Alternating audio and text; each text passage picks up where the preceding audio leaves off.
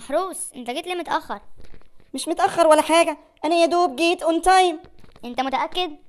يعني تقريبا. تبقى غلطان يا محروس، انت جاي في اخر لحظة، لازم تقول ان تايم مش اون تايم. السلام عليكم ورحمة الله وبركاته. أهلا وسهلا بكم من جديد في حلقة جديدة من حلقات تعلم الأخطاء الشائعة في اللغة الإنجليزية. وكالعادة محروس غلط غلطة شائعة جدا. تعال النهاردة نشوف الفرق بين in time و on time بطريقة سهلة وبسيطة. أول حاجة on time. on time معناها في الوقت المحدد أو الوقت المناسب، لا بدري ولا متأخر، أنا رايح في الوقت المظبوط. لكن in time أنا رايح قبل فوات الأوان، يعني في آخر لحظة. تعال ناخد مثال تاني بسيط يوضح لنا in time و on time.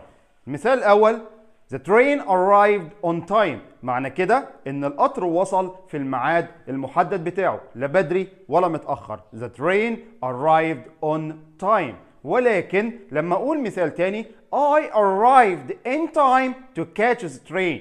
أنا هنا وصلت يعني على آخر لحظة علشان خاطر ألحق القطر، كان القطر خلاص هيفوتني ولكن لحقته على آخر لحظة. نيجي للخلاصة، لما يبقى وراك ميعاد معين وانت رايح في الوقت المناسب ليك ومش بدري ولا متأخر فهتقول on time. لكن لو رحت قبل فوات الأوان أو قبل الميعاد المحدد ليك بلحظات قليلة جدا يبقى انت يا دوب وصلت in time مش on time. خلاص أنا كده فهمت، المرة الجاية هاجي اون تايم.